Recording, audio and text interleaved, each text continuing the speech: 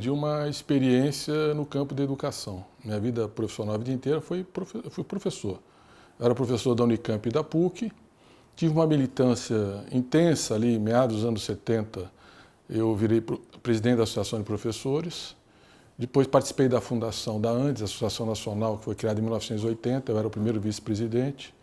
Então, eu me dediquei muito ao debate sobre democratização da universidade, ensino público, enfim, os temas da educação, mais a educação universitária. E depois, na minha vida parlamentar como deputado, senador, eu estava muito envolvido com o debate econômico e com o debate educacional. Sempre tive um prazer muito grande nessa agenda e nessa experiência. Eu fui para o governo da presidenta Dilma, o primeiro governo, como ministro de Ciência, Tecnologia e Inovação.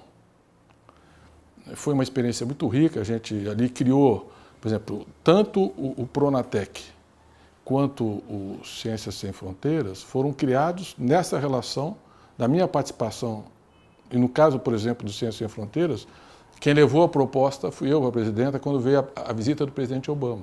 E aí, quando veio, naturalmente, eu fui para o Ministério da Educação, eu acho que por esse trabalho e por essa relação que eu já vinha tendo com a pasta da educação. Nós vivíamos, desde 2009, uma grave crise internacional.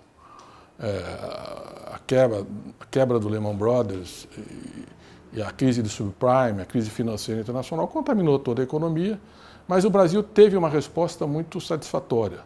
Nós fizemos uma política anticíclica, estimulamos a demanda agregada, mantivemos os programas sociais, conseguimos manter o emprego e a renda, e o Brasil atravessou ali 2010, 2011, 2012, 2013 muito bem. Então o cenário era bastante promissor, mas havia uma inquietação. Quer dizer, a vida dentro de casa tinha melhorado muito, mas a vida fora de casa não necessariamente. Quer dizer, as pessoas tinham mais emprego, mais renda, mais oportunidade. Você pega 2012, por exemplo, a taxa de desemprego do Brasil era 5,5%. Era a menor da série histórica. Então era um quadro de quase pleno emprego e uma situação de as pessoas melhorando de renda, de oportunidades, e muita coisa sendo feita na área da educação, mas a segurança pública, a saúde e a própria educação eram ainda temas que geravam uma ansiedade, uma expectativa de melhoras. Então a ida também era para tentar responder a esse desafio na educação.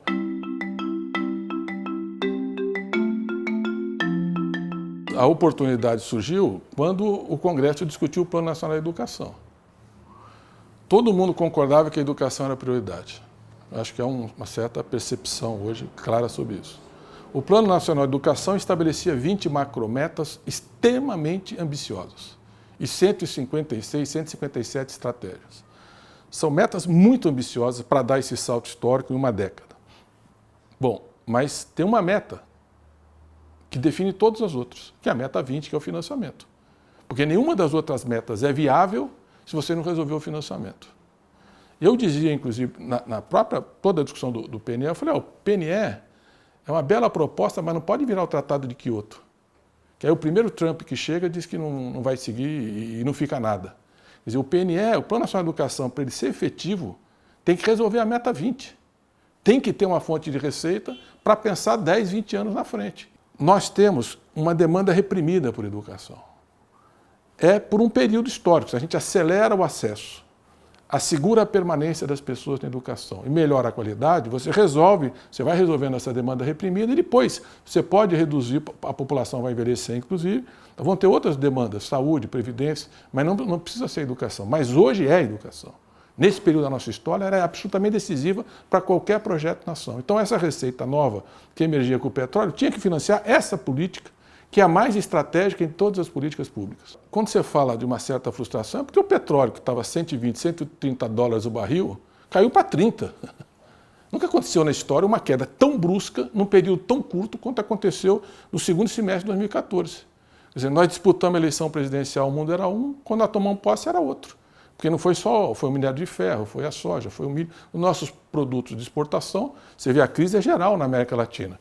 Os países emergentes que atravessaram bem a crise de 2009 são fortemente impactados pelo desabamento das commodities no final de 2014 para 2015. Então, essa receita cai temporariamente, mas a produção do pré-sal é cada vez maior, o fundo social do pré-sal está contabilmente constituído e a receita que o petróleo vai dar à educação vai ser cada vez maior. Quando a gente pega 10, 20 anos, vai ser o grande salto no financiamento da educação.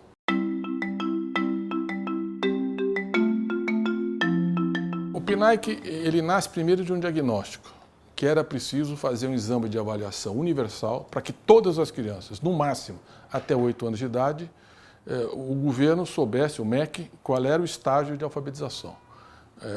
Se ela estava lendo o que era adequadamente, se ela estava escrevendo o que era necessário, se ela sabia as primeiras contas, a aritmética básica, que é adequada para essa faixa etária. Então nós criamos o ANA, a Avaliação Nacional da Alfabetização, para saber em cada sala de aula, cada criança, a situação que está. Bom, o que os dados anteriores e o ANA comprovam? 22% das crianças não leem o que deveriam, 1 entre cada 4 não aprende a ler até 8 anos de idade, 34% não escrevem o que precisariam, 1 entre cada 3 não dominam a redação e 57% não sabem os princípios da matemática que deveriam, 1 em cada 2. Então, é uma situação muito grave, porque se você não resolver a alfabetização, nada mais vai acontecer com aquela criança na escola. Ora, o que ela não aprendeu a falar, ela não aprende a ler e escrever. Por isso que o aumento da jornada escolar de 6, que nós pusemos no PNE, foi de 7 para 6 na gestão da Haddad, e nós colocamos de 6 para 4 anos, ampliar a jornada escolar, é fundamental para essas crianças que nascem na pobreza. Os filhos da pobreza precisam entrar mais cedo na escola. Qual era a ideia? Nós temos 310 mil, predominantemente professoras alfabetizadoras. Nós vamos dar uma bolsa para poder reforçar o compromisso com o programa e vamos fazer um programa de formação continuada em parceria com as universidades que vão trabalhar a formação permanente desses professores para a gente poder avançar na questão da alfabetização. Após um período de experiência, quando eu volto para o MEC, os resultados não são o que nós esperávamos. Nem todas as universidades estão prontas para resolver essa questão. Então nós mudamos, empoderamos as secretarias de educação estadual e municipal, ampliamos os espaços de coordenação do programa, começamos a produzir o material para o professor e para as crianças estruturado, pedagógico. Por exemplo, no Nordeste, o Nordeste fez o material integrado, a região Norte também, quer dizer, produzindo material, aula a aula, dia a dia, para todos os professores que quiserem, está pronto o material de alfabetização do professor, orientação para o professor e para as crianças. Então, produzindo material estruturado, fizemos uma formação, um outro nível de relação, pegamos as universidades que deram resultados e ampliamos a parceria com eles e tiramos fora as que não estavam dando resultado. Tem universidades que a gente não esperava, por exemplo, Rondônia, que foi um sucesso. Tem algumas universidades altamente prestigiadas academicamente, mas que acho que os professores universitários não entraram numa sala de aula para alfabetizar uma criança. Então, nós mudamos a metodologia. Eu acho que o programa hoje está muito mais consolidado e aprimorado para poder realizar essa tarefa, que é uma grande prioridade histórica.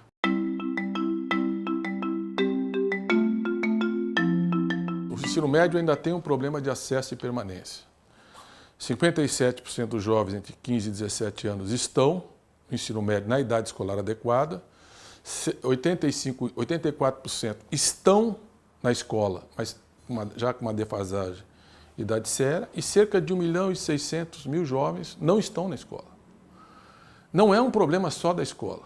Você tem aqui gravidez não planejada precoce, você tem problema de marginalidade, você tem famílias que os jovens precisam sair mais cedo para trabalhar, você tem problemas, enfim, de drogas, você tem vários tipos de problema e também o problema da escola, que eu acho que o primeiro problema do ensino médio é um currículo muito engessado, muito rígido, enciclopedista, 12, 13, 14 disciplinas, que dificultam a aprendizagem e prejudica a diversidade de interesses que já existem nesse jovem. Ele já tem uma diversidade de vocação humanas, exatas, biológicas, que é mais uma área tecnológica, que é já um ensino profissionalizante.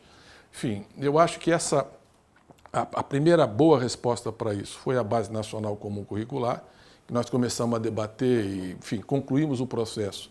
Não concluímos porque mudou o governo, mas concluímos, primeiro, uma fase fundamental no nosso governo, a entrega da base, que prevê 60% a 70% de uma base comum que dá o mesmo direito de aprendizagem propedêutico e 30% a 40% de optativas em 5 áreas que permite uma concentração. Eu acho que isso era uma mudança necessária. O segundo grande, eu diria o maior desafio, que tem sido pouco discutido, é a formação continuada e inicial dos professores. 69% dos professores de física não são formados em física. 60% dos professores em ciências não têm nenhuma formação em ciências. Quase metade dos professores de matemática não tem formação em matemática. E no caso, por exemplo, não é só que não tem a licenciatura, às vezes não tem o bacharelado. Ele não é da área. Ele pega o livro e dá uma aula, porque ele precisa acumular a hora. Quem é que tem aí para professor de física? Não tem, então eu vou eu. Certo? Ele vai agregar na jornada de trabalho dele para melhorar o salário. Então, se você não enfrentar o problema da formação de professores, você não vai dar um salto no ensino médio. Então, primeiro é o currículo, que eu acho que estamos começando, quando concluir a base, que acho que esse governo atrasou o processo desnecessariamente com aquela medida provisória autoritária, mas estava bastante amadurecido.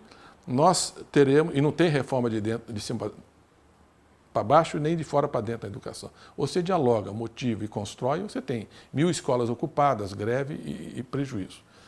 A segunda é a formação de professores. O que é que nós lançamos, além da Universidade Aberta do Professor, que é vários programas, PIBID, Parfor, tem vários programas de formação. O PIBID permite 74 mil estudantes de licenciatura, pedagogia, fazer o estágio para aprender na sala de aula ou para já entrar com alguma formação.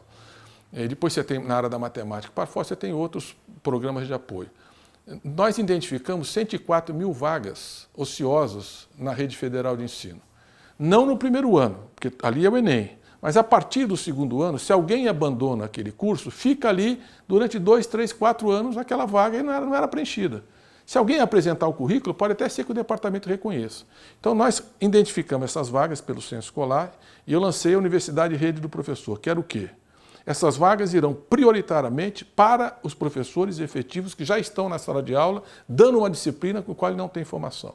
E fizemos com o Conselho Nacional de Educação o itinerário mínimo de horas-aula que ele precisa ter para poder concluir sua formação. Ou a licenciatura, ou o bacharelado, ou os dois. Quer dizer, o que ele precisa fazer, se ele já tem matemática para ir para a física, se ele tem história para fazer geografia, enfim. Então foi feito esse diagnóstico, esse trajeto simplificado, e ele acessava direto essas vagas.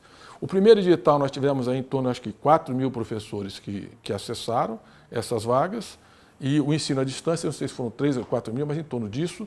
Tem o ensino à distância, que é uma outra, a Universidade Aberta, que é um grande instrumento, mas precisa dar continuidade a esse esforço e abrir essas vagas prioritariamente para os professores. Eu acho que se não tiver um professor, nada acontece na sala de aula, se não for a partir da relação professor-aluno.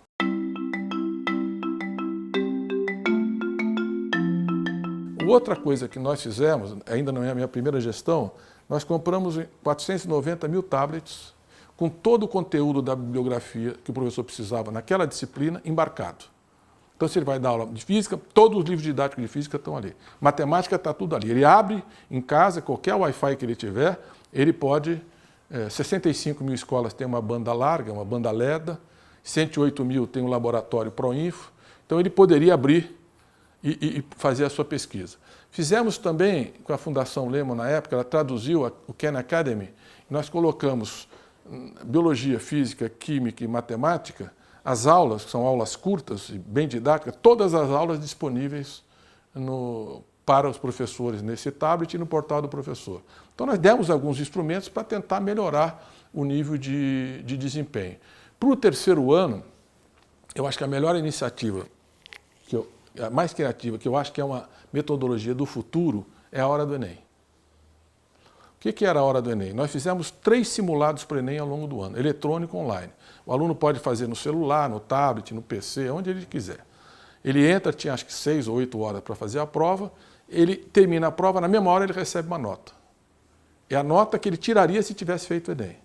Segundo, ele recebe um diagnóstico, você está bem em matemática nisso, você está fraco aqui, em português, em geografia, enfim, todas as áreas de concentração do Enem, ele recebe ali um diagnóstico e um portal, que eu chamei de Macflix, que tinha 1.220 horas aulas, e um roteiro, você tem que assistir essas aulas. Ele ia lá, assiste a aula que ele está precisando para melhorar o Enem. Se ele fizer um estudo de 100 horas nessa plataforma, ele tem uma melhora da ordem de 20% na nota do Enem. Em torno de 4.600.000 jovens fizeram isso. E o custo é muito barato. É um programa de grande êxito. E com a rede TV Escola, a TV Futura participou, as TVs públicas, quase todas do Brasil, mais de 40 televisões participavam, todo dia às 6 horas da tarde, 1 hora, discutindo uma questão do Enem. E aí colocamos na plataforma da TV Escola essas questões. Tinha 500.000 acessos, foi para 8 milhões de acessos. Então muita gente começou a estudar em torno dessa metodologia.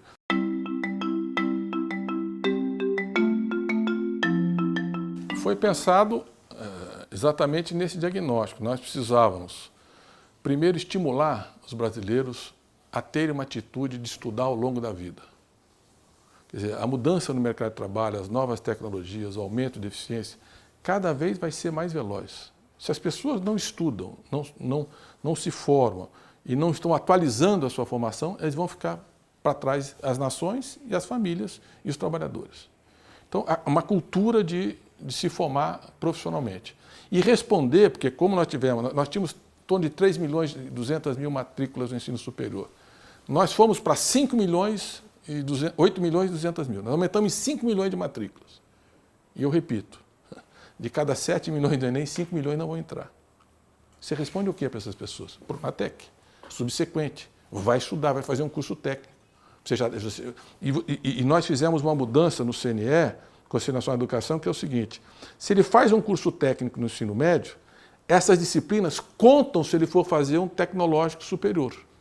E se ele começou, por exemplo, um tecnológico superior em engenharia e desistiu e vier fazer o médio, aquelas disciplinas incorporam, então ele acelera a formação. Você cria uma mobilidade para cima e para baixo entre a qualificação profissional, que é a formação inicial e continuada, para quem não tem o ensino fundamental, ou só tem o ensino fundamental, para quem está no médio concluir o médico, que é o técnico, e para quem está no ensino superior, que é o tecnológico. Você cria uma sinergia nesses níveis. Então, abrir essa oportunidade. O programa foi um resultado estrondoso, espetacular. As pessoas, tanto a formação inicial e continuada, foi um sucesso do ponto de vista dos cursos e melhoria na formação da mão de obra, quanto no ensino médico, cresceu fortemente o ensino técnico, profissional e técnico, tanto que essa mudança no currículo vem também por pressão do Pronatec. A base nacional cresce o interesse porque o Pronatec colocou pressão por mais educação técnica profissional.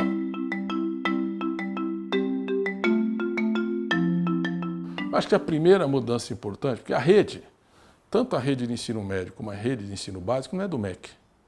O MEC dá apoio técnico, dá apoio financeiro, e isso ajuda a gente a melhorar, a induzir a qualidade. Nesse tripé que é a educação, acesso, permanência e qualidade, você tem instrumentos do MEC, mas a rede é do prefeito, a rede é do governador, do secretário municipal, do secretário estadual. Nós temos que dialogar com as redes, convencer as redes e dar instrumentos para elas avançarem. A primeira grande questão é acabar com a indicação política, que eu acho que melhorou muito no Brasil. Não é mais a mulher do prefeito que indica a amiga dela para ser diretora da escola. Tem que ter uma meritocracia. Tem que ser o bom profissional. Pode até ter um processo de escolha, mas tem que ter um processo de certificação de quem pode concorrer. Então, a ideia do curso era um curso que daria noções administrativas, financeiras, conhecer todos os programas públicos que ele tem que acessar, mediação de conflitos na escola, o problema da inclusão e da diversidade que o diretor precisa trabalhar, o problema da presença dos professores, o problema da disciplina na escola, o tempo que a gente perde na sala de aula por ausência de disciplina. Então, todos esses valores nós tínhamos pegando as melhores experiências do Brasil e transformar numa escola de diretores. Primeiro, para os diretores que estão poderem se formar, e segundo, para aqueles que querem ser diretores, terem o curso, a certificação é a rede que vai exigir. A não ser que a gente faça uma legislação nacional, mas aí a rede exigiria, muitos estados estavam interessados. Então esse programa estava pronto, muito bem desenhado, espero que siga adiante. E lamento se não fizerem, porque é uma grande prioridade. O diretor faz muita diferença na escola, um bom diretor muda uma escola. Agora, como você não pode ficar esperando só bons diretores, você precisa ter um programa de formação para melhorar o padrão dos diretores de uma forma geral, para melhorar o conjunto das escolas.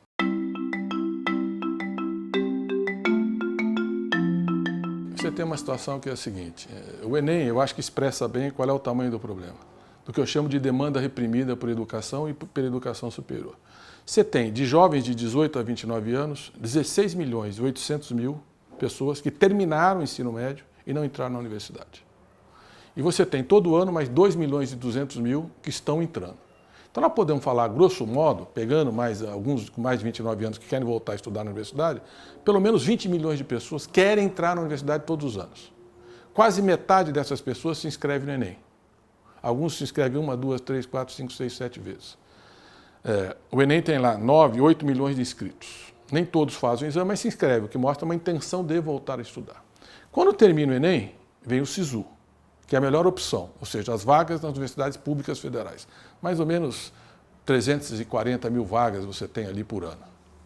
Bom, terminou o SISU, vem uma segunda excelente opção, que é o ProUni. Por quê? Porque é uma bolsa integral. Quer dizer, você troca um aluno para a sala de aula por incentivo fiscal. O custo disso é muito pequeno para a faculdade, botar mais um aluno na sala de aula, e para o Estado é uma excelente parceria, porque 76% da oferta de vagas é do setor privado. Bom, mas o ProUni e o REUNI, o ProUni e o SISU, não respondem para o tamanho da demanda que está aí. Nós tivemos, o ano passado, em torno de 1.800.000 novas vagas, com ProUni fiéis e tudo mais, e SISU, e tudo que na ampliação das redes federais, institutos federais, nós tivemos mais ou menos 1.850.000 vagas, para 7 milhões de inscritos. Mais de 5 milhões se frustraram. Mais um ano se frustraram. O grande crescimento foi em 2014, eu não era ministro na época. 2012, 2013 teve um crescimento acelerado, porque tinha uma demanda. E o Enem, nós resolvemos o Enem não teve nenhum problema importante na nossa gestão, e aí aumentou muito a demanda, mas o critério ele é um critério social, são pessoas que precisam do financiamento. Inadimplência. Os jovens hoje, até 29 anos, a taxa de inadimplência é 29% em alguma prestação. Metade da população está devendo ou uma prestação ou não está pagando algum financiamento. Então, é alta por causa da crise. Mas como você está pegando um jovem que se titulou, que tem um período de carência e tem uma vida, e é um crédito mais barato, ele não vai querer ficar a vida dele toda sem ter acesso ao crédito. Ele precisa resolver isso. E tem ainda o avalista dele que tem importância. Então, eu acredito que o FIES é um instrumento indispensável, é um instrumento consagrado internacionalmente e que nós vamos ter que continuar usando. O crédito é subsidiado no Brasil porque a taxa de juros do Brasil é das mais elevadas do mundo. Se nós tivéssemos um padrão de financiamento mais...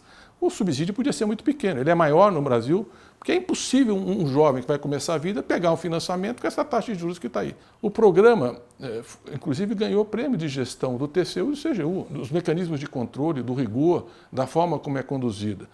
Eu fiz um aprimoramento na minha gestão absolutamente espetacular. Agora, a maioria das bolsas, acho que foram mais da metade, em torno de 60% das bolsas, são os cursos nota 5 e nota 4, os melhores cursos do setor privado. Não é para qualquer área, é para medicina, engenharia, as áreas tecnológicas, TI, ciências exatas e para formação de professores. Definimos prioridade quais eram as áreas que o país precisa. Então você dá predominantemente para os melhores cursos, para aquelas áreas que são estratégicas para o país. É um processo de seleção que é feito a partir da nota do Enem, portanto, nós tiramos o controle da instituição e ela recebe, em função da pontuação dela, um conjunto de bolsas. Eu acho que houve um aprimoramento muito interessante, mas o FIES ele é indispensável para a gente continuar assegurando. Você veja que é um dado que as pessoas não publicam. Eu repito muitas vezes, agora primeiro eu vou falar ao vivo aqui, vai ser interessante. No ano passado, no exame do ENAD, de 2015, que é o exame dos concluintes da faculdade, quando termina, faz um exame de avaliação. 35%, um em cada 3, era o primeiro da família que recebia um diploma. Nós estamos falando de mais de 500 anos de história do país. A primeira pessoa daquela família que teve um diploma superior, um entre cada 3 formandos em 2015. E o que incomoda, na realidade? O que incomoda, eu acho, é porque tanto o acesso às universidades como ao ensino público era um privilégio de poucos no país. E nós transformamos uma possibilidade de todos.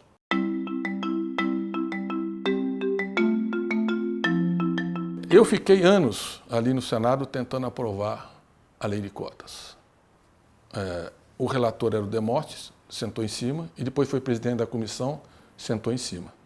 E o máximo que ele aceitava era, e tinha poderosas alianças para fazer isso, o máximo que aceitava era alguma coisa para educação pública, jamais com recorte indígenas e negros. O Demóstenes saiu do parlamento, e aí mudou a relatoria, E acho que esse debate nós vencemos na campanha de 2010. Nós estávamos com força política, o país vivia um bom momento de crescimento, nós temos feito uma série de políticas que eles foram contra e tiveram que fazer autocrítica. Eu acho que eles sentiram que eles iam perder mais um debate histórico importante. E perderiam, né? Porque hoje eles não teriam argumentos para se contrapor. Eu acho que é uma solução brasileira, mas nós somos um país que mais tardiamente aboliu a escravatura nas Américas. Então, acho que isso faz parte. E a escola pública, eu repito, que as pessoas não olham. Eles são 87% dos concluintes do ensino médio. Eles são a ampla maioria.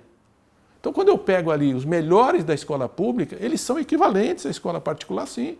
As melhores escolas particulares. E agora tem várias pesquisas. A UNB fez pesquisa, o FMG fez pesquisa, a Universidade Federal do Rio Grande do Norte fez pesquisa, e teve uma pesquisa de 2 professores, um da Unicamp e a outra da Califórnia, que pegou 1 milhão de exames do ENAD para avaliar o desempenho dos cotistas ProUni fiéis.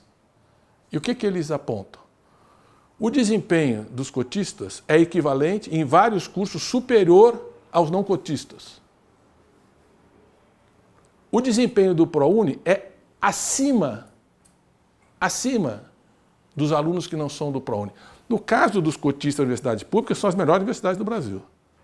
Por que o ProUni é melhor que os que não são? Porque são os melhores da escola pública, que são 87% dos alunos. É a ampla maioria. Então, a elite do ensino público, ensino médio público, é muito boa e é melhor do que o setor privado, em média.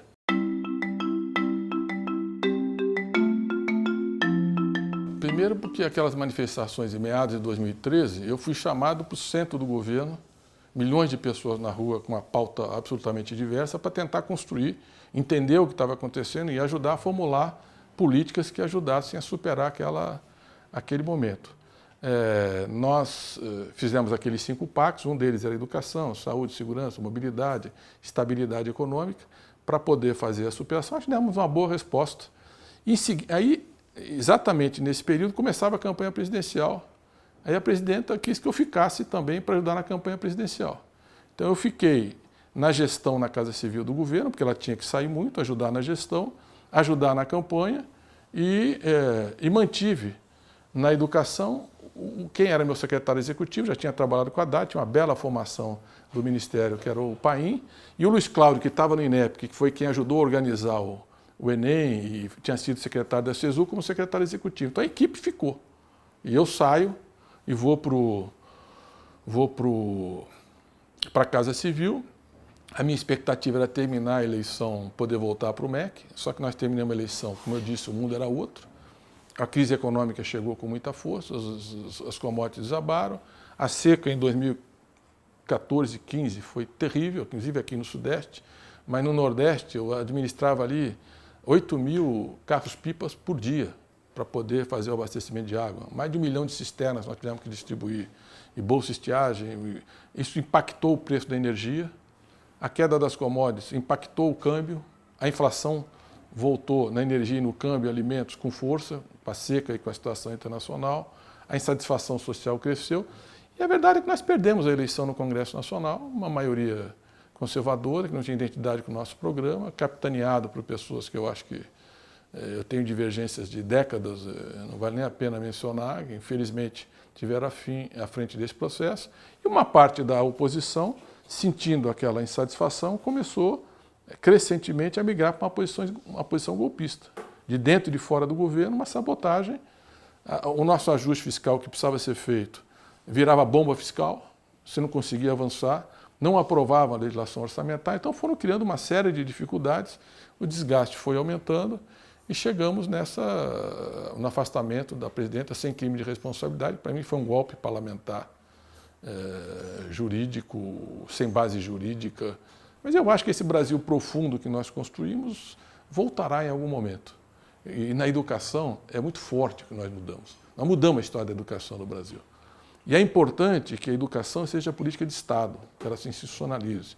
Então, a alfabetização na idade certa, o Fundeb, os royalties do petróleo, agora mesmo falamos do Pronatec, o Ciência Sem Fronteira, que nós não falamos, mas que eu ajudei a construir, que precisava dar um choque de internacionalização na ciência brasileira.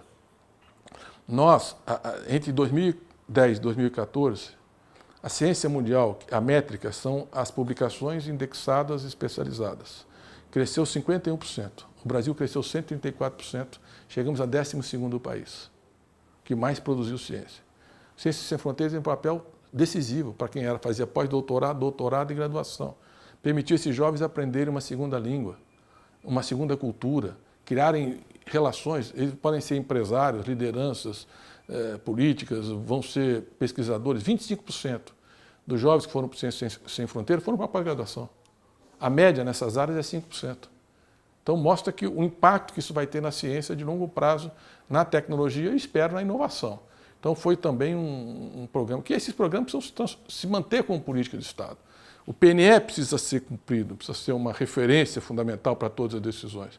E essas experiências precisam ser consolidadas, que cada um possa aprimorar, ajustar ou construir alguma inovação, mas sem desconstituir aquilo que deu certo e aquilo que avança.